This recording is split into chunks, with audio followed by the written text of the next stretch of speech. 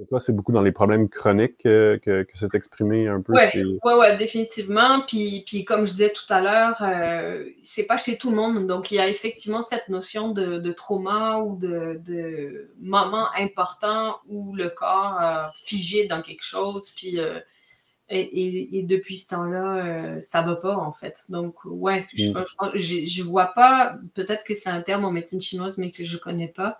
Mais effectivement, il y a une histoire de verticalité dans la personne, de comprendre la personne dans tous ces aspects. Puis oui, effectivement, c'est surtout quand on arrive devant des clients chez qui il n'y a pas l'amélioration qu'il y a d'habitude Ouais. dans la même problématique. Puis là, ça fait chercher, se poser plus de questions. Puis, et de là, en fait, aussi, tu as nommé tout à l'heure la maladie de Lyme. Je travaille beaucoup avec les gens qui ont la maladie de Lyme, puis des gens en oncologie. Et il y a aussi souvent une histoire, en tout cas dans la maladie de Lyme, chez les gens qui ont plus de difficultés, même chose, à avoir des améliorations avec les plantes classiques, avec derrière quelque chose de l'ordre du trauma, en fait, là, qui fait que ça bloque finalement, puis qu'il y a quelque chose au niveau du système immunitaire ou du système hormonal ou du système nerveux qui est coincé dans une façon de fonctionner.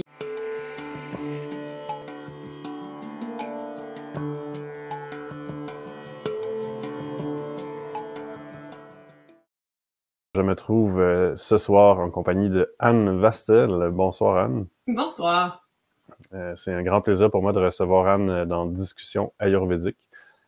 Anne qui a été mon professeur lors de mes premières études officielles en médecine naturelle chez Flora Medicina.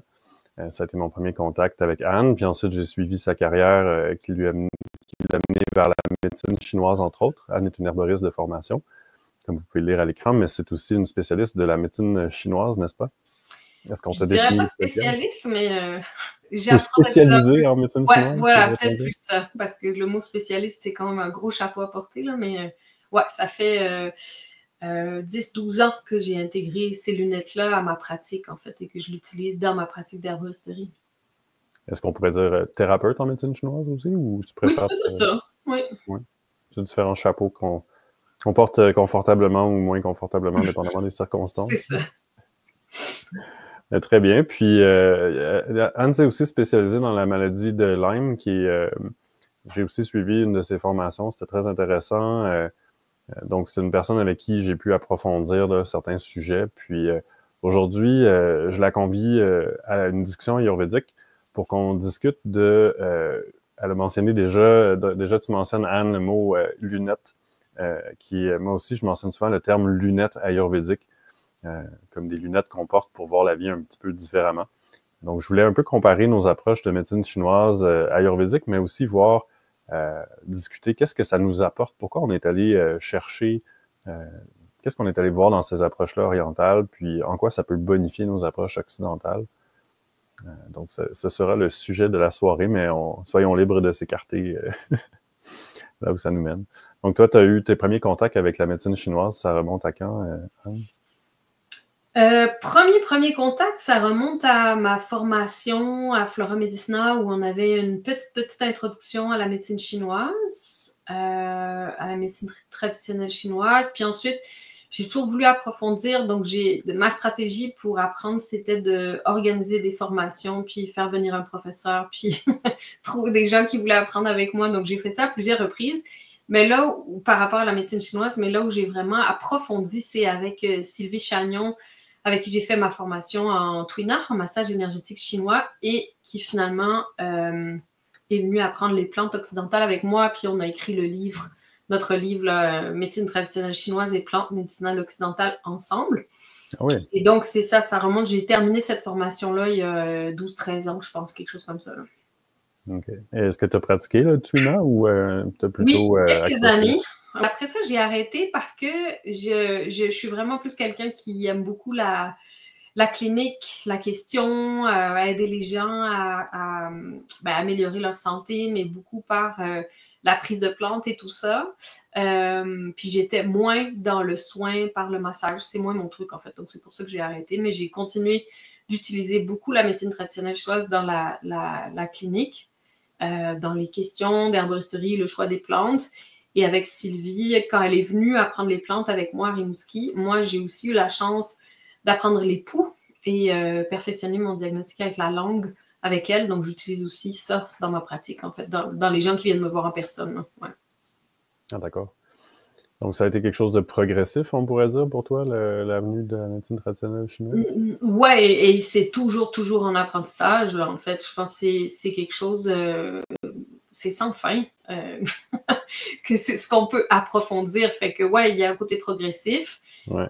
Puis, en fait, là où je vois que c'est comme si c'est des couches. Au début, c'était beaucoup dans le physique, les symptômes, les tableaux pathologiques, les plantes et tout, ce qu'on a mis en place avec le livre aussi avec Sylvie. Et puis maintenant, ça descend plus dans des couches en lien avec les émotions, finalement. Comment les émotions sont liées aux différents organes et ont un impact sur les pathologies, les symptômes physiques, comment tout ça c'est interrelié, en fait. Mais c'est sans fin, là. Ça peut aller jusqu'à l'environnement, l'alimentation que j'ai pas beaucoup exploré un peu, mais pas des tonnes. Il y a vraiment c'est infini. Et est-ce que c'est ta curiosité personnelle ou c'est vraiment la clinique qui t'amène à aller plus loin dans les approches plus psycho-émotives ou plus subtiles, plus environnementales? C'est plus dans la clinique, en fait. C'est qu'il y a des gens chez qui juste la partie physique fonctionne bien. Je vois que tu souris, j'ai l'impression que c'est la même chose pour toi, mais ça, c'est... Oui. ouais, c'est ça. Fait que, il y a des gens chez qui juste regarder le problème avec un angle physiologique, là, ça suffit. Ça fait que ça s'améliore, les symptômes s'en vont, la personne va mieux. Mais d'autres chez qui ça tourne en rond, ça avance pas, puis là, quand on pose plus de questions sur l'aspect psycho-émotif, ben là, ça fait des liens avec les déséquilibres en médecine chinoise, puis ça permet, à la personne de mieux comprendre ce qui aggrave ou améliore son état, et moi, de mieux choisir les plantes aussi, parce qu'il y a des plantes qui ont plus une action sur l'aspect psycho-émotif, d'autres plus sur l'aspect physique, donc ça aide aussi à raffiner le choix des plantes, en fait. Là. Ouais. Puis c'est la même chose en Ayurveda, j'ai l'impression, c'est ça que tu me dis. Ben, c'est la même chose dans ma pratique. Moi aussi, j'ai découvert que les niveaux subtils, je trouve ça intéressant que tu le sortes dans tes mots parce que je le conçois souvent dans les miens, mais tu le dis de manière que certaines personnes, ça convient, les aspects plus physiques, puis que d'autres personnes, il faut traverser des couches un petit peu plus subtiles. Ça a été vraiment mon expérience, puis c'est la plupart de mes apprentissages, je les ai faits suite à ces cas-là, on peut dire à ces rencontres-là. J'ai beaucoup appris sur l'humain à travers ma pratique. Tantôt, l'Ayurveda a été un vecteur intéressant pour aborder ça, parce que les aspects énergétiques, les aspects, bon, les doshas, les éléments en médecine chinoise, ça nous permet de faire beaucoup de liens, on pourra en reparler. Mais c'est aussi des apprentissages humains qui m'ont mené vers, mes ressources en communication non violente, en relation d'aide, Ouais. un peu tout, en fait. Là, j'ai un petit peu tout, mais certainement, la médecine ayurvédique m'a aidé à ce niveau-là. Mais aussi, en herboristerie, on avait quand même une sensibilité par rapport à l'aspect plus subtil des plantes, qui est peut-être un petit peu moins présent là, en naturopathie quand on parle du zinc ou du calcium. Là, on n'a pas beaucoup parlé de l'âme du calcium ou du zinc.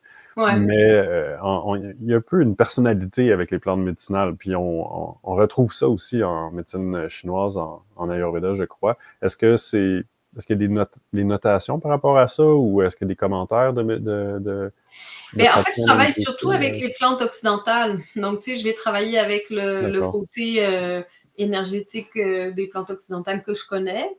J'imagine, mais je ne le sais pas. Je pourrais pas te dire Ouais. s'il y a vraiment des... J'imagine que oui, hein, mais je pourrais pas te le confirmer. Mais en fait, ce que je voulais surtout dire, c'est que, tu sais, si je prends un exemple très concret, en médecine chinoise, il y a ce qui s'appelle un tableau pathologique qui s'appelle stagnation de qi du foie. Quand l'énergie, normalement, le foie, quand il va bien, il fait circuler l'énergie dans toutes les directions, ça fait circuler le sang, l'énergie, et donc, bon, il y a une bonne circulation d'énergie, la digestion est fluide, les extrémités sont réchauffées, l'humeur est stable, il n'y a pas de crampes menstruelles, donc il y a plein de choses, ça va bien. Mais quand ça bloque, quand il y a stagnation, ben c'est là qu'on va voir différentes choses s'installer, comme de la constipation, tendance à la constipation, des crampes menstruelles, la digestion qui est plus chaotique, l'humeur instable, des choses comme ça. Et donc, ça peut être purement physique, genre je prends du pissenlit, ça débloque, ça aide, ça fait circuler l'énergie. Donc, la digestion est plus fluide, mais ça a un impact aussi sur les crampes menstruelles, l'humeur, etc. Mais pour d'autres personnes, la source de la stagnation est plus émotive parce que ce qu'il y a derrière la stagnation, ça peut souvent être quand il y a un écart entre la réalité et nos désirs profonds. Et j'ai surtout appris ça avec mes clients qui avaient eu des traumas. Cette stagnation de chi, elle est là depuis très longtemps et c'est super figé, donc l'énergie ne circule pas bien. Puis là, même les plantes qui amenaient du mouvement dans le corps ne fonctionnent pas. Et c'est en travaillant au niveau émotif avec d'autres thérapeutes spécialisés que ça a avancé.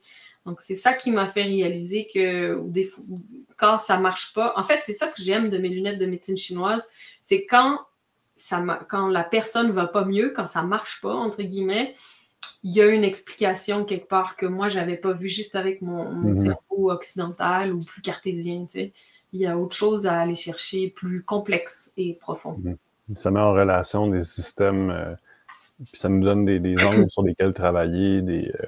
Comme tu parlais, bon, en Ayurveda, ça serait un peu l'équivalent de le concept de Agni, le feu digestif, le feu métabolique, le foie, bon, bien sûr, qui distribue les nutriments dans le sang, qui filtre le sang, donc c'est le maître du sang, quelque part, le sang qui transporte l'oxygène, les nutriments. Donc, je vois qu'il y a souvent, les concepts vont un peu se chevaucher, sont jamais tout à fait, bon, les boîtes sont pas tout à fait égales les unes par rapport aux autres, mais je vois un certain chevauchement à ce niveau-là, puis c'est un peu la clé Agni, un peu comme le dicton d'Obélix, là, quand l'appétit va, tout va, là, c'est un peu ça qu'on retrouve en médecine chinoise, qu'on retrouve en Ayurveda. Effectivement, ça fait partie de ça, puis ça nous permet d'aller voir effectivement aussi, ça devient une courroie de transmission pour les aspects émotifs, des aspects subtils, qu'est-ce qui fait qu'on est démotivé, qu'est-ce qui fait qu'on va pas se lever le matin, aller se promener dehors, à s'activer aussi, là. Puis, est-ce que c'est la même chose? Ce Agni-là peut être bloqué, j'imagine, c'est ça que tu dis, par quelque chose d'émotif ou aussi? Oui, en fait, en Ayurveda, c'est n'importe quel déséquilibre va se répercuter dans... On peut avoir un déséquilibre de manière Vata ou Pitta ou Kapha, on peut avoir un excès de mouvement, de transformation, de stagnation, et ça va inévitablement perturber le métabolisme, et ça va créer ce qu'on appelle ama, qui sont donc, ce que tu sembles parler comme une stagnation du ki, ou ce que tout à l'heure on évoquait avant l'entretien, des histoires d'humidité, d'accumulation d'humidité. Donc, l'accumulation d'ama, ça serait cette accumulation de matière qui n'est pas due pour être là, qui n'a pas d'affaire là. Donc, ça peut être quelque chose de positif par ailleurs, comme du glucose ou du calcium ou des molécules qui sont bénéfiques par ailleurs, mais s'ils s'accumulent en quantité indue, ils vont bloquer, ils vont nuire aux échanges chimiques, et à un moment donné, tout s'arrête, tout bloque. Ouais. Ça devient un facteur X. Et quand AMA est trop important, on n'arrive à rien. Il faut s'occuper d'AMA parce qu'à un moment donné, on arrive à... Il n'y a plus rien qui fonctionne, puis les remèdes eux-mêmes sont mal assimilés. Puis... Donc, tu y vois certains parallèles avec les aspects avec l'humidité. Oui, quand ça bloque, c'est sûr que que la circulation d'énergie ne se fait pas bien, donc il n'y a plus grand-chose qui fonctionne bien, en fait. Mais c'est pas la même chose que la stagnation de chi. L'humidité, ça va être quelque chose de différent, en fait, là. Oui, parce que le chi, c'est pas tout à fait une matière, mais plutôt une énergie, donc ça... Ouais. Parce que ama puis la stagnation de l'humidité, ça va être vraiment plus... on est au niveau de la matière, là, ici, je crois, de part et d'autre. Ouais, puis on n'appelle pas de la stagnation d'humidité, c'est plus de l'accumulation d'humidité, je pense, pour faire différence avec la stagnation de chi et de sang, pour pas tout se mêler dans les concepts. Ouais. Merci mais c'est sûr que cette stagnation de chi va bloquer toute la digestion, donc nuire à l'appétit, nuire à la digestion, puis le blocage, il peut venir d'un vide. Si je manque d'énergie, j'aurais pas assez d'énergie pour que ça circule bien, ou d'une plénitude, donc une stagnation qui est justement à cause d'un écart entre la réalité et les désirs profonds, ou trop de consommation de gras ou de friture, ou quelque chose qui bloque le foie, en fait, là. Donc, je comprends, je lis entre les lignes que les émotions sont associées Je crois que tu as mentionné les organes, mais la corrélation se fait aussi via les éléments, n'est-ce pas? Oui, je parlais des organes qui appartiennent qui sont associés à chacun à un élément. Ouais. Puis oui, il y a des émotions associées à chacun des éléments, en fait. Là. Donc, Ouais. qui vont avoir un impact positif ou négatif dépendant de l'intensité ou du type d'émotion. Comme dans le cas du foie, on parle souvent de la frustration, de la colère qui est associée au foie. Mais cette même colère peut être positive pour mettre des limites, en fait. Si j'ai pas cette pulsion de colère qui est salvatrice, j'arriverai pas à mettre des limites dans mon environnement, à poser un cadre qui va me protéger. Donc, c'est utile, mais en même temps, ça peut être destructeur. C'est tout le temps comme ça, en fait. Là. Ouais. Il semblerait que les doshas puis les éléments nous permettent de faire des liens un peu, j'aurais l'impression que j'aurais envie de dire vertical.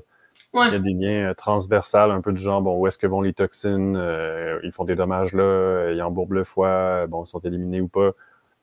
Ensuite, ça va s'articuler avec d'autres systèmes. Mais ensuite, il peut y avoir des liens plus verticaux du genre, justement, les émotions ou les considérations environnementales ou l'histoire de vie de la personne. Moi, ça m'a demandé de ressortir un concept en Ayurveda qui était assez oublié en général, qui est très peu mentionné. Il a fallu que je creuse assez loin, en fait, pour sortir un peu de justification académique pour mes envolées. Mais j'ai aussi eu des contacts avec un mentor, puis ça parlait justement de ces aspects plus traumatiques, de ces aspects que j'ai l'impression que, en anglais, on dirait « you stumbled upon », que tu t'es cogné, on s'est cogné comme thérapeute sur ces obstacles-là, sur ces barrières-là. Puis là, en creusant un peu, moi, ça m'a amené vers ce qu'ils appellent les avarodas, qui sont, ça peut être traduit littéralement par blocage. C'est blocage, trauma, enfermement, blessure. J'y ai trouvé une traduction francophone, mais pas mot à mot, mais plutôt dans le sens général. J'appelle ça des schémas d'adaptation. Puis j'ai identifié que je me suis rallié un peu aux théories psychologiques modernes qui ont bien survécu les dernières décennies aussi, là, de tout se joue avant 6 ans. On retrouve ça en Ayurveda aussi, une particularité avant 7 ans. L'enfant avant 7 ans. Et là, il va avoir un schéma d'adaptation, c'est-à-dire qu'il va avoir une façon de répondre aux défis de la vie préférée, émulée aussi par l'environnement, souvent, mais qui va être préféré par l'individu, qui va s'expliquer comme un choix qu'on pourrait comprendre. Ah oui, bon, ça a du sens de cultiver telle ou telle qualité. Et ensuite, on devient un peu victime de ce schéma-là d'adaptation. Par exemple, à l'ère moderne, c'est le schéma Vata d'hypervigilance qui prime. Parce qu'on y trouve bénéfice d'avoir l'hypervigilance. Ça nous empêche d'oublier les vidanges, les rapports de taxes, puis les rendez-vous chez la gardienne. Donc, cette hypervigilance-là nous permet de relever les défis, mais s'accompagne aussi de problématiques Vata qui demeurent sclérosées, comme souvent des problèmes de côlon, des problèmes, les côlons irritables, les eczémas, des problèmes chroniques, en fait. Ouais. Est-ce que toi, c'est beaucoup dans les problèmes chroniques que c'est exprimé un peu? Ouais, définitivement. Puis comme je disais tout à l'heure, c'est pas chez tout le monde. Donc, il y a effectivement cette notion de trauma ou de moment important où le corps a figé dans quelque chose. Puis, et depuis ce temps-là, ça va pas, en fait. Donc, ouais, je vois pas, peut-être que c'est un terme en médecine chinoise, mais que je connais pas.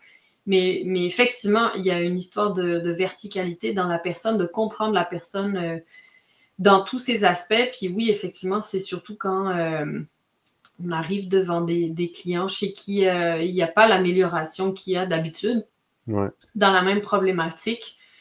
Puis là, ça fait chercher, se poser plus de questions. Puis, et de là, en fait, aussi, tu as nommé tout à l'heure la maladie de Lyme.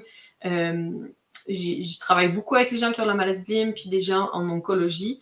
Et il y a aussi souvent une histoire, en tout cas dans la maladie de Lyme, chez les gens qui ont plus de difficultés, même chose, à avoir des améliorations avec les plantes classiques, avec derrière quelque chose de l'ordre du trauma, en fait, là, qui fait que ça bloque finalement, puis qu'il y a quelque chose au niveau du système immunitaire ou du système hormonal ou du système nerveux qui est coincé dans une façon de fonctionner qui ne permet pas d'avancer. Peut-être que tu pourrais me dire si tu as vu ça aussi. Moi, j'ai vu que parfois les métaux lourds pouvaient jouer ce rôle-là. C'est-à-dire que j'ai vu des fois des schémas exactement comme tu le décris, bon, qui menaient à une situation sclérosée, qui venaient participer à une situation sclérosée. D'autres fois, il n'y avait pas de schéma psycho-émotif, il n'y avait pas de schéma traumatique, mais il y avait des métaux lourds. Ouais, des métaux lourds, puis les champs électromagnétiques aussi, fort Ah ouais? probablement, en fait, là, ça a tendance à bloquer, puis Hmm. au niveau du système nerveux, immunitaire, puis endocrinien aussi, tout figer et empêcher des bons liens entre ces différents systèmes, Mhm. puis ces trois systèmes-là, nerveux, immunitaire et endocrinien, qui régulent tout, en fait, finalement. On n'est Ouais. plus dans la médecine chinoise ni dans l'Ayurveda, mais ça fait quand même partie de notre organisme. Donc, c'est Ben, ces trois systèmes-là qui vont tout réguler puis qui sont très affectés par justement les champs électromagnétiques, puis les métaux lourds, entre autres, et les traumas aussi. Là. c'est ça. Parce que j'ai l'impression que parfois on va passer à un langage ayurvédique ou de médecine chinoise pour illustrer un propos, puis en même temps, peut-être s'empêcher de s'empêtrer, s'empêcher de se prendre les fleurs dans le tapis, à savoir qu'on ne connaît pas exactement toutes les courroies de transmission de tous les paradigmes. On n'a pas étudié tous les exemples. Je me réfère toujours à ce bouquin, je me souviens plus, c'est un collectif d'auteurs, mais il y a un bouquin énorme qui s'appelle Psychoneuroimmuno-endocrinologie. Et puis, c'est un bouquin énorme qui essaie de faire le lien entre tous ces systèmes-là. Il y a dû avoir d'autres livres. Bon, il avait fait autorité un petit peu à cette époque-là où c'était un travail comme nul autre ne l'avait fait. C'était un collectif de plusieurs auteurs. Mais reste qu'on est en train encore de cartographier bon, le corps humain, le cerveau. Bon, il y a aussi l'industrie, par exemple, dans le fonctionnement des ondes, ben, il y a aussi toutes sortes de billets qu'on n'a pas avantage à, bon, l'industrie va être sur la défensive, plutôt, bon, va falloir avoir plusieurs études accablantes pour attester que tel ou tel, par exemple, les ondes vont causer des problèmes de santé parce que ça coûte très cher, bon, de corriger les appareils, etc. Donc, tout ça fait en sorte que, on dirait que parfois, passer à un langage, par exemple, Vata qui travaille la régulation générale du corps, puis on sait que tout ce qui perturbe les rythmes, tout ce qui est ondulatoire, tout ce qui est... On fait des généralités vraiment, vraiment très larges et assez larges, comme à un certain point, ça devient un peu difficile à nier. Euh, mais ça permet aussi de comprendre les choses dans leur ensemble sans s'enfarger dans les fleurs du tapis, puis pour tel petit détail qu'on n'a pas vu ou telle petite chose. On sait que bon, ça nous permet d'au moins aller voir quels seraient les facteurs potentiels positifs, négatifs, sans nécessairement avoir le fin mot sur chacun d'entre eux, puis aussi d'aller vers des explications que la personne pourrait un peu mettre de côté nos conceptions qui sont parfois erronées ou qui sont parfois limitées, puis avec un langage nouveau, peut-être se laisser voir le problème d'un autre angle, peut-être aussi. Je ne sais pas si c'est pas un phénomène qui fait qu'on a fait appel à l'Ayurveda ou à la médecine chinoise dans notre travail. Qu'est-ce que tu en aurais à dire, toi? Est-ce que tu penses que... Ouais, je comprends ta question. Est-ce que c'est pour ça que... Dans le sens, est-ce que c'est pour expliquer des choses difficilement explicables aujourd'hui avec la science que j'utilise les lunettes de la médecine chinoise, en fait? Ça Ou serait un pour peu... mieux expliquer les choses à un client avec un langage... c'est une bonne question. Est-ce que c'est pour ça que je fais ça? je me la pose moi-même en la Ouais, formule. ouais. C'est possible. Je me suis jamais posé la question, donc c'est difficile. Je sais que je pense pas que c'est pour pas m'enfarger les pieds dans les fleurs du tapis parce que c'est le genre de truc que j'adore comprendre, là, en fait, même en médecine occidentale. Donc, mais effectivement, ça a plus de sens pour mes clients. En fait, quand j'explique en médecine chinoise qu'est-ce qui fait que ça bloque ou qu'est-ce qui fait que, par exemple, j'essaie de donner, j'ai des clients, facilement, ils vont voir qu'ils ont, c'est ça. Donc, j'avais une cliente d'abord, elle vient me consulter pour un problème de vaginite chronique, mais d'irritation avec de la chaleur, sensation de brûlure, démangeaisons, tout ça, toutes des choses qui sont associées à la chaleur en médecine chinoise. Donc, on commence par traiter vraiment localement comme s'il y avait une infection avec des plantes, etc. Et ça part, elle n'a plus de symptômes vaginaux, mais là, elle se retrouve avec des démangeaisons au niveau de l'aine, au niveau du mollet, des plaques rouges, de la sécheresse. Donc, encore une histoire de chaleur, mais qui change d'endroit.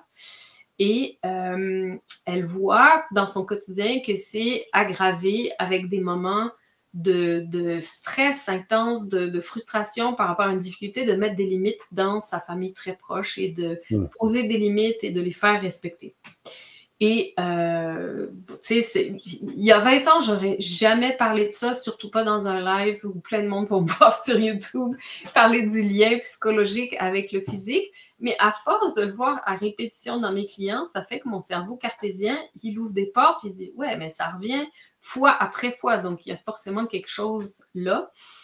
Et donc, quand j'explique que derrière que tous ces symptômes-là sont liés à du feu en médecine chinoise, quand c'est rouge, ça chauffe, ça pique, il y a une histoire de feu en général, surtout quand c'est rouge et ça chauffe et ça brûle. Quand ça pique, souvent, il y a de l'humidité aussi, mais il y a de la chaleur et que oui, si la source de la chaleur n'est pas adressée, ça va changer de place dans le corps parce que la chaleur, elle cherche une porte de sortie. Et derrière le feu, derrière la chaleur, c'est souvent justement la stagnation de chi du foie parce que toute l'énergie prise au même endroit qui bloque, ça finit par chauffer. Comme si je mets plein d'énergie au même endroit, ça fait toujours de la chaleur. Et donc, est-ce qu'il y a dans ta vie des espaces où il y a un écart entre la réalité et les désirs profonds? Et là, généralement, tout le temps, ça a du sens pour les gens. Puis là, ils me parlent de l'endroit, comme dans ce cas-ci, la difficulté à mettre des limites qui l'amenait dans un état de grande frustration, en fait. Donc, parce qu'on parle de lien aussi entre frustration puis le foie, hein? Je ne sais pas si... oui, parce que c'est ça que je disais, quand il y a cet écart entre la réalité et les désirs profonds, ça crée un genre de frustration qui bloque la circulation d'énergie du foie. Souvent, on nomme plus tant frustration à mes clients parce qu'ils disent « Non, je ne suis pas frustrée, je n'ai pas vraiment de colère. » Mais quand je parle de cet écart entre la réalité et les désirs profonds, ben là, ça, tout de suite, il y a un espace. Belle façon de... C'est intéressant pour aller chercher ces émotions endormies qu'on a mis sur la tablette, ces frustrations qu'on se dit qu'on ne pourra pas les aborder, donc on est aussi bien de les placarder quelque part. Puis là, ou en fait, Oui, j'ai mis quelques trucs au placard, en c'est effet. ça. Mais je ne sais même pas si c'est parce qu'on ne pense pas pouvoir les aborder ou juste que... oui, ça se peut. Ou qu'il n'y a pas la solution, ou qu'il n'y a pas l'espace, ou qu'il n'y a pas le temps, ou qu'on n'a jamais fait le lien avec des symptômes physiques et ces émotions-là. Donc, on se dit, bon, de toute façon, ça ne dérange rien, fait que je m'en occupe pas, là, mais... Donc, je pense que c'est, pour revenir à ta question tout à l'heure, pourquoi est-ce que j'ai choisi d'approfondir ça? C'est beaucoup parce que ça m'aide à expliquer aussi aux gens, ça m'aide à voir clair et du coup avoir une prise. Quand là, on voit qu'il y a de la chaleur, on peut travailler sur la chaleur avec les plantes, enlever la chaleur, mais on peut aussi travailler sur la source de la chaleur. OK, comment est-ce que je peux mettre des limites dans cette situation-là? Comment est-ce que je peux me protéger? Comment est-ce que je peux adresser ça qui m'amène tous ces symptômes-là? Et puis, j'aimerais rebondir là-dessus pour redoubler sur l'idée, parce que je crois que tous les deux, je pense que ça réunit beaucoup d'herboristes aussi. J'ai trouvé chez les herboristes des gens à la fois spirituels, mais très pragmatiques. Donc, je pense qu'en quelque part, puis je me suis retrouvé parfois avec des fortes impulsions en Inde en train d'étudier l'Ayurveda, de me dire, bon, mais c'est bien beau tout ça, mais il faut que ça serve à quelque chose. Ou qu'est-ce que je vais en faire? Qu'est-ce que je vais en faire? Parce que la pure intellectualité, donc je pense qu'on n'est pas très amoureux. Je pense pas qu'on aimerait beaucoup parler de l'Ayurveda et de la médecine chinoise si on n'en faisait rien concrètement. C'est-à-dire si on ne pouvait pas traduire ça dans un peu comme là tu commençais à l'évoquer, donc des choses concrètes que ça nous amène à faire. Donc, je pense qu'on va essayer d'illustrer ça par des cas, mais ça peut souvent être des jolis mots, un peu comme ça qu'on dit pour s'expliquer les choses.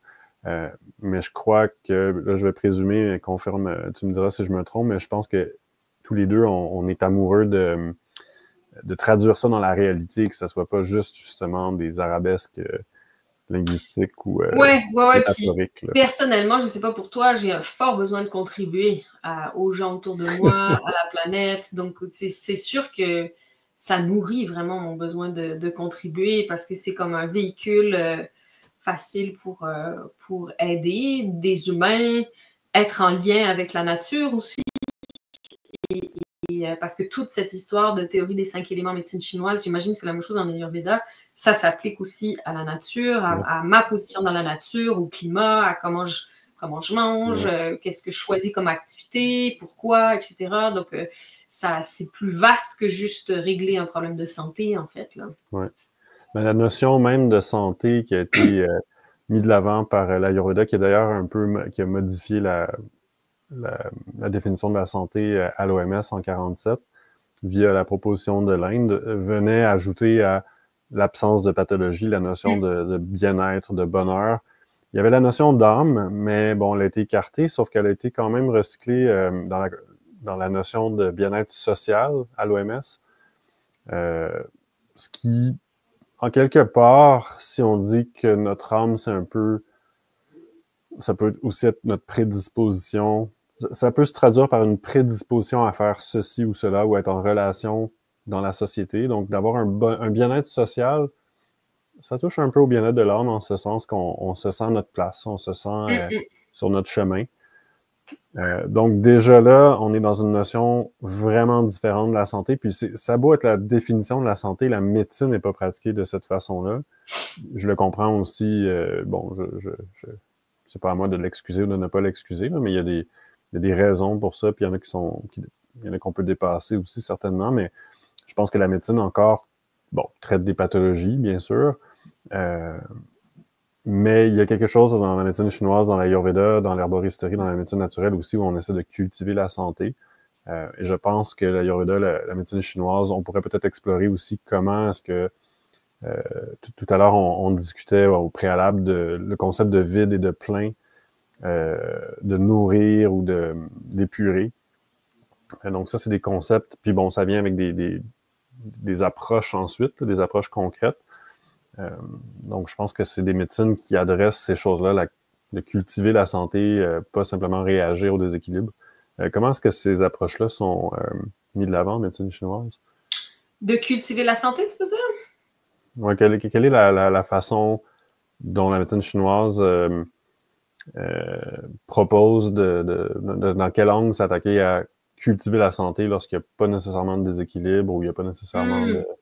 Ouais. Ou est-ce que c'est l'absence de déséquilibre qui laisse la santé émerger? Comment c'est vu selon ce que tu comprends? Ben, c'est beaucoup, je te dirais, à travers les habitudes de vie, en fait, dans l'alimentation, dans tu sais... Et en fait, je veux faire une petite parenthèse parce qu'il y a différentes théories de la médecine chinoise. Moi, j'utilise beaucoup la théorie des 5 éléments, donc je fais beaucoup référence à ça. Les 5 éléments, les 5 organes, les 5 entrailles, mais il y a toutes sortes, il y a plusieurs autres façons de comprendre la médecine chinoise qui a évolué avec le temps à différentes périodes. Puis des fois, on va juste parler de la théorie des 3 trésors, par exemple, où on parle du Qing, vraiment les réserves d'énergie, le Qi, le Shen. Donc, qui sont les 3 trésors, le Qing, le Qi et le Shen étant plus l'esprit. C'est pas des choses qui vont forcément ensemble, les 3 trésors et les 5 éléments? Ça peut se relier, c'est sûr, mais ça peut exister à part entière, en fait. Donc, je peux travailler à nourrir les 3 trésors, nourrir le Shen pour nourrir le Qing, nourrir le Qi, etc. Je peux travailler juste sur la théorie du yin et du yang, puis travailler juste avec l'équilibre de ces deux-là et les déséquilibres de ces deux-là. Il y a la théorie des 6 couches aussi, qui est beaucoup utilisée en acupuncture, qui est plus récente. Donc, moi, je fais beaucoup référence à la théorie des 5 éléments parce que c'est avec ça que je travaille beaucoup, puis c'est beaucoup avec ça que les herboristes travaillent, même en Chine, parce que les plantes ont des goûts et ces goûts-là sont rattachés aux 5 éléments, organes et entrailles.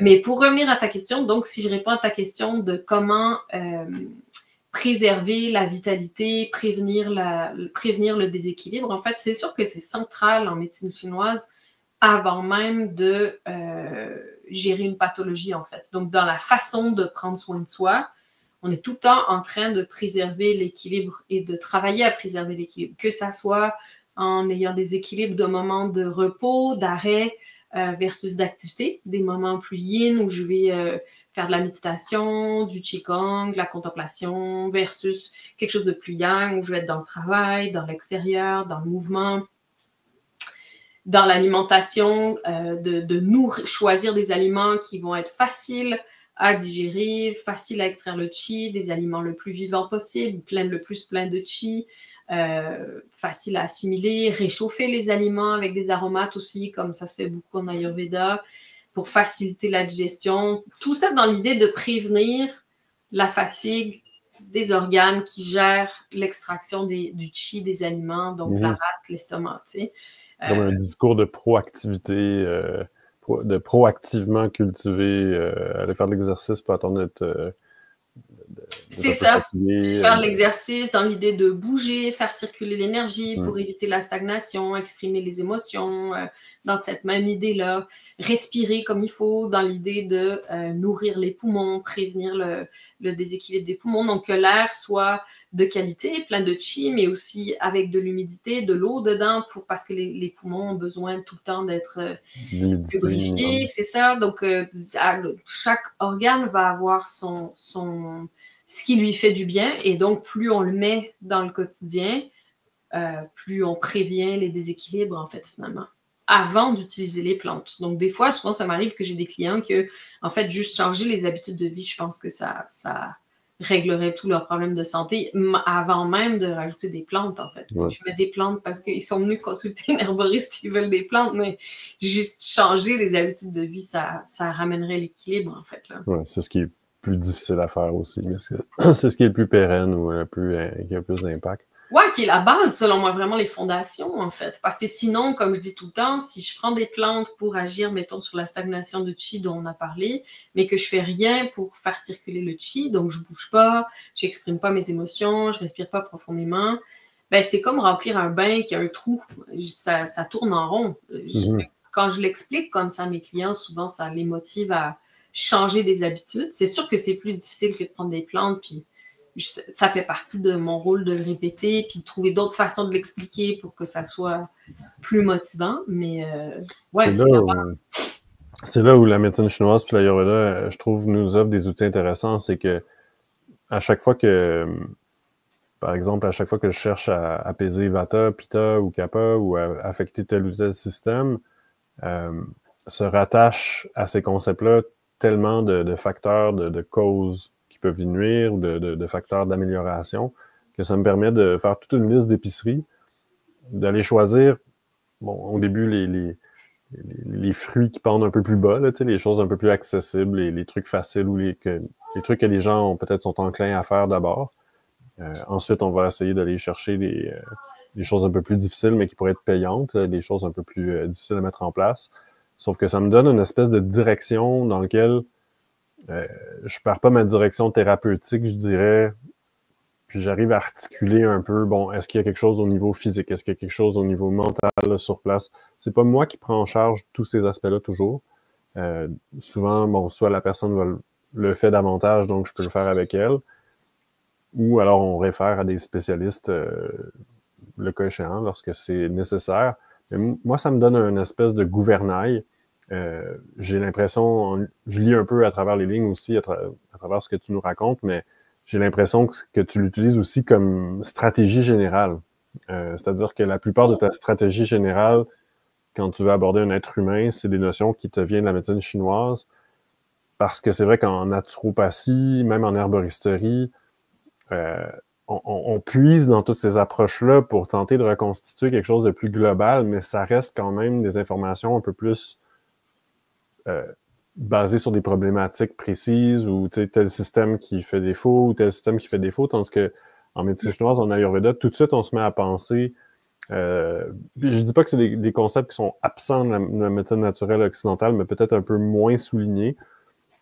Mais on se met à penser, par exemple, au métabolisme général, on se met à penser au niveau d'énergie générale, on se met à penser aux courroies de transmission les plus larges, le système nerveux. Puis disons qu'on a une assise... Je pense qu'aujourd'hui, c'est quand même bien intégré dans l'herboristerie, la naturopathie occidentale, toute cette histoire de psychoneuroimmunologie, puis de lien entre les différents systèmes. Mais ça ne fait pas partie de l'histoire de l'herboristerie traditionnelle plus occidentale, en fait, qui est plus une approche de régler un problème. Tandis qu'en médecine chinoise ou en Ayurveda, il y a plus une approche vraiment fondamentale de prévenir de prévention, en fait. Donc, de préserver l'énergie, préserver la vitalité, éviter, choisir des habitudes de vie depuis le jeune âge, en fait. Donc, comment on mange, l'hiver, l'été, c'est différent. Qu'est-ce qu'on mange, pourquoi? Et pour justement éviter le déséquilibre le plus possible. Tandis qu'en Occident, on est beaucoup plus sur, OK, ben, je sais pas trop, je sais vaguement quoi faire pour bien aller, mais quand il y a un déséquilibre, là, c'est là que j'interviens finalement. C'est moins, l'emphase est moins mise dans la prévention. J'ai l'impression, dans ma vision du truc, là. Dans ta vision des choses. Ouais. Puis, je sais qu'on t'avait noté quelques cas où, par exemple, avec ton approche, tu avais réussi à aller chercher justement des techniques thérapeutiques ou une approche thérapeutique plus efficace avec la médecine chinoise. Est-ce que tu pourrais nous parler de certains de ces cas-là que tu t'es remémoré ou Oui, ben, il y en a un que j'ai à force, parce que je donne des formations en ligne aussi sur la médecine chinoise, autant pour les gens qui connaissent déjà la médecine chinoise pour apprendre les plantes occidentales avec ces lunettes-là de médecine chinoise, que pour les gens qui connaissent plus la médecine occidentale, de mieux comprendre la médecine chinoise pour l'intégrer à leur pratique. Puis à force d'enseigner ça, et que le concept de fatigue ou d'épuisement revenait tout le temps, j'ai comme pris le temps de décortiquer l'histoire de la fatigue et de l'épuisement, puis avec mes clients aussi. Du coup, j'ai extrait de ça une petite formation juste sur la fatigue et l'épuisement, mais la médecine chinoise et les plantes occidentales. Puis ça, c'est un des exemples où je trouve que ça m'a aidé le plus. En fait, la personne peut être fatiguée ou épuisée et avoir différents tableaux pathologiques. Et selon le tableau pathologique, donc qui est le terme qu'on utilise pour nommer les déséquilibres en médecine chinoise, on appelle ça des tableaux pathologiques. Selon le tableau pathologique, ça va être des plantes différentes. Donc, par exemple, si la fatigue, ça peut être un vide de sang, ça peut être un vide de qi au niveau des reins, au niveau de la rate, au niveau des poumons. Il va y avoir des petites différences dans la fatigue et comment elle se manifeste. Mais globalement, la personne, elle va dire « je suis fatiguée, je veux plus d'énergie », mais ça va pas être les mêmes plantes. Et si je vais pas dans la bonne direction, ben, ça va marcher, mais moins rapidement et moins efficacement que si on va directement au bon endroit, en fait. Peux-tu en comparer deux, par exemple, deux cas de figure là-dedans, puis donner deux... Oui, mettons deux fatigues, parce que ça peut être juste la fatigue et aller jusqu'à l'épuisement. Donc, j'ai des niveaux de fatigue différents aussi. Mais mettons deux fatigues de même niveau, qui serait une grande fatigue proche de l'épuisement. Je pourrais avoir quelqu'un qui a un vide de qi des reins, donc une grande fatigue proche de l'épuisement. Il peut aussi avoir ou être en épuisement, en arrêt de travail ou pas, dépendant de sa capacité de dépasser ses limites puis de ne pas s'écouter. Et avoir une certaine fragilité au niveau des genoux, des vertèbres lombaires, une perte de libido, des signes comme ça. Tandis que dans le vide de sang, la personne va avoir aussi, peut aussi avoir des impatiences dans les jambes, des crampes dans les mollets, des extrémités froides, parce que le sang ne va pas jusqu'au bout parce qu'il en manque. Peut avoir des vertiges, des étourdissements, des chutes de tension, une tension artérielle basse en général, peut ou pas faire de l'anémie, c'est pas obligé, on peut avoir un vide de sang sans anémie. Mais du coup, ça ne sera pas les mêmes plantes. Je vais nourrir le sang dans le contexte du vide de sang et je vais nourrir l'énergie des reins dans le contexte de vide de qi des reins. Et si je nourris l'énergie des reins, éventuellement, ça va nourrir le sang parce que les reins sont derrière tous les autres qui fabriquent le sang, mais ça va être beaucoup plus long et moins efficace. Et même chose, si je nourris le sang, éventuellement, ça peut nourrir l'énergie des reins si j'ai assez rempli le sang, qui nourrit le yin, qui finit par nourrir le qi, mais c'est long et moins efficace, en fait, que si je vais directement au bon endroit. Intéressant. En Ayurveda, on retrouve cet aspect-là sous la théorie des dhatus, des 7 tissus. Puis lorsque le sang est en carence, ben on voit ce type de... Mais c'est quelque chose qui survient, dans la vision ayurvédique, c'est quelque chose qui survient quand même en fin de piste, là, je dirais. Là. C'est assez... j'imagine que dans le cas que tu évoques, c'est quelque chose qui non, le vide de sang, c'est assez fréquent. C'est assez fréquent que les gens vont avoir un vide de sang, juste par exemple autour de la périménopause, s'il y a des menstruations abondantes ou des cycles très courts, ça peut faire que la personne est en vide de sang, juste si elle mange pas assez de protéines, par exemple, quelqu'un qui a tendance à être végétarien ou pour des raisons éthiques ou autres, peut se peut être quand retrouver en même vide de léger. sang. Ouais, ça veut pas dire que la personne est en fin de vie parce qu'elle a vide de sang. Non. Mais elle peut être vraiment dans l'épuisement quand même, tu sais, avoir une grande fatigue qui fait que c'est difficile de faire les activités du quotidien, mais elle n'est pas en train de mourir, là. Non. Ouais, d'accord. Ouais, je sais pas si c'est ça que tu évoquais quand tu disais fin de piste, là, mais... Ben, fin de piste, je voulais plutôt dire, puis bon, ça dépend de quelle lecture on fait de c'est une situation théorique, mais ça serait quelque chose qui a perduré pendant un certain moment, en fait, qui va Ben, se oui, créer. ça c'est pareil, en fait. Oui, tout à fait. Ça, là, je rejoindrais Ça l'Ayurveda prend dans du le temps sens avant que de. avant d'avoir beaucoup de symptômes, ça perdure pendant longtemps. Puis les gens, en tout cas, je sais pas si c'est comme ça dans ta pratique, mais j'ai des clients, mais même moi-même, je vais vivre avec des inconforts physiques longtemps avant de faire quelques changements. Donc, les gens, souvent, ils ont ces dynamiques-là de vide de sang ou de déséquilibre alimentaire ou d'autres organes qui fait que le sang, la quantité de sang diminue sur plusieurs années avant de consulter puis de faire quelque chose par rapport à ça, là.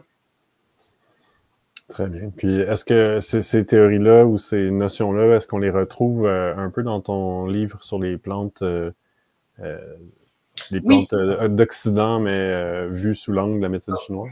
oui, C'est tout quoi à fait, parce que le titre exact en fait? le titre officiel, c'est Médecine traditionnelle chinoise et plantes médicinales occidentales. Médecine traditionnelle chinoise et plantes médicinales occidentales. Ouais, Bon, je la mettrai dans les liens ou c'est je peut-être peux le mettre, je peux le montrer en de quoi il évidence a sur l'air en ton fait. site web aussi. Ouais. On référera des liens dans la vidéo sur YouTube. Mais oui, on fait référence à ça parce que ben, ouais, on passe à travers les 5 éléments, les différents tableaux pathologiques, puis c'est quoi les symptômes des différents tableaux pathologiques, les causes, les conseils et les plantes médicinales qui se rapportent à ça, en fait, là. Ouais.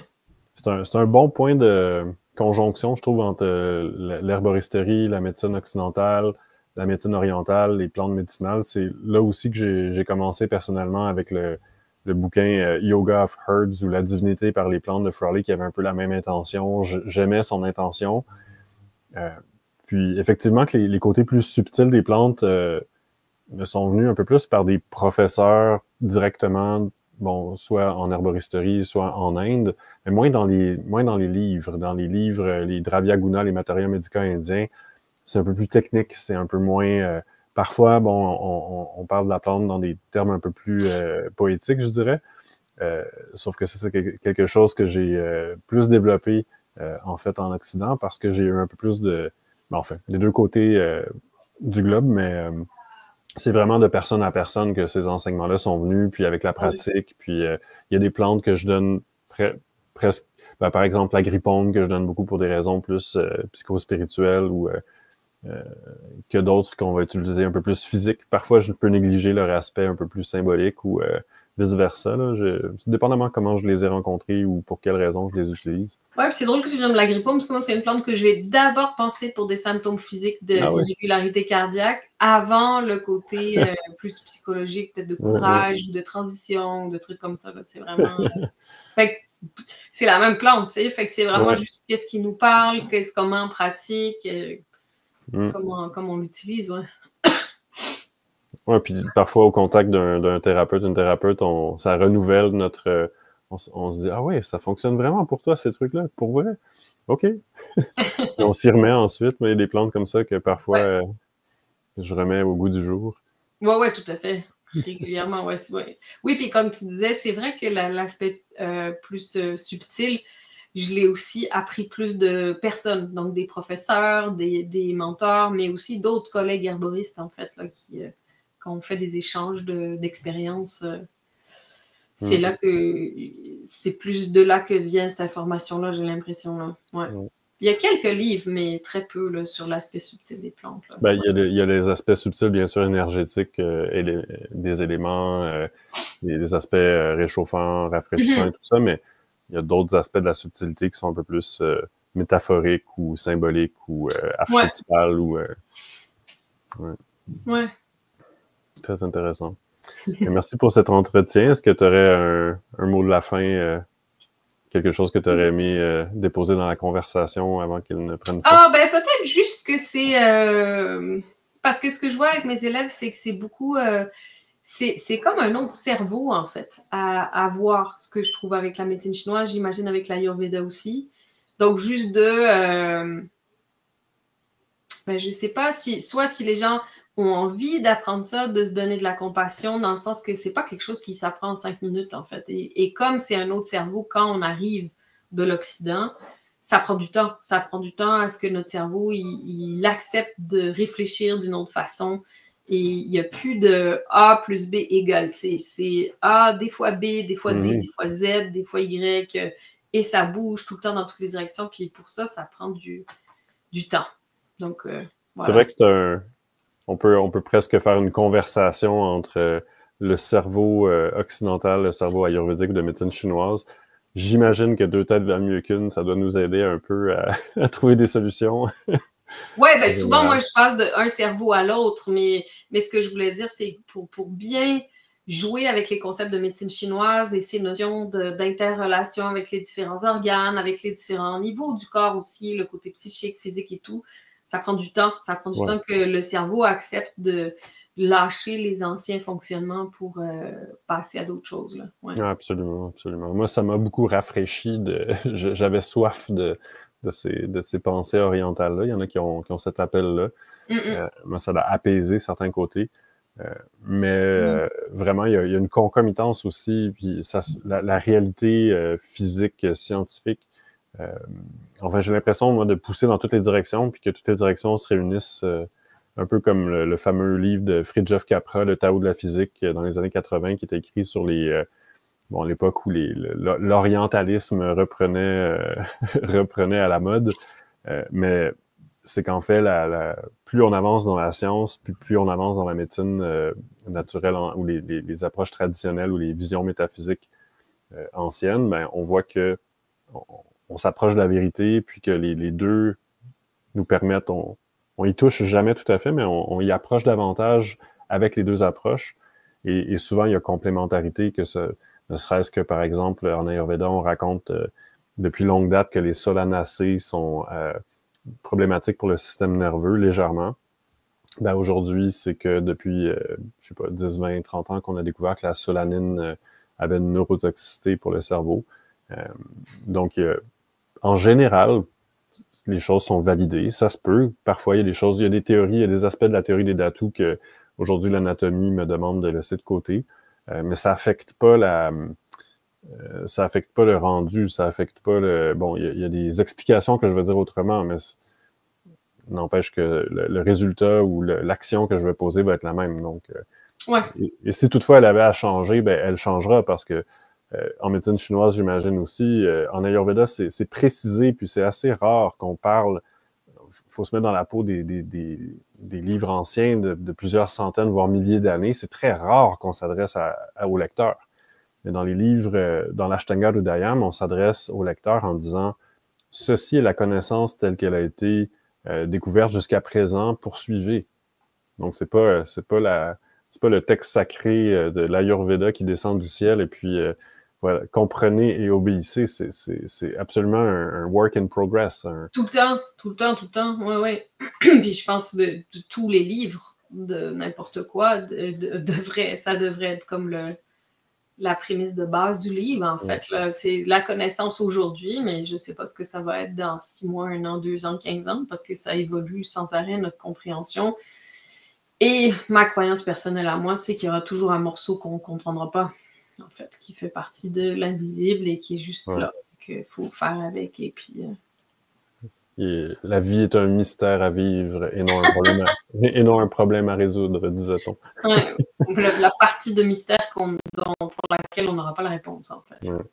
C'est peut-être pour ça qu'en Ayurveda, comme en médecine chinoise, ils n'ont pas développé un gros ego par rapport à leur connaissance parce que, bon, ils étaient remis à leur place par la vie. La vie a refait fait de nous rendre humbles. Tout à fait. Puis il y a toujours des exceptions, des gens qui réagissent pas à quelque chose comme c'est écrit dans les livres. Donc, forcément, il faut se remettre en question puis continuer d'apprendre. C'est ça qui est le fun. Tout à fait. Alors, merci d'avoir contribué à m'apprendre des choses sur mon parcours et on va continuer. On reste en contact. Oui. Il y aura des liens sous la vidéo pour suivre Anne dans ses diverses activités. Au plaisir. On se reprendra pour une autre discussion. Ouais. Bye.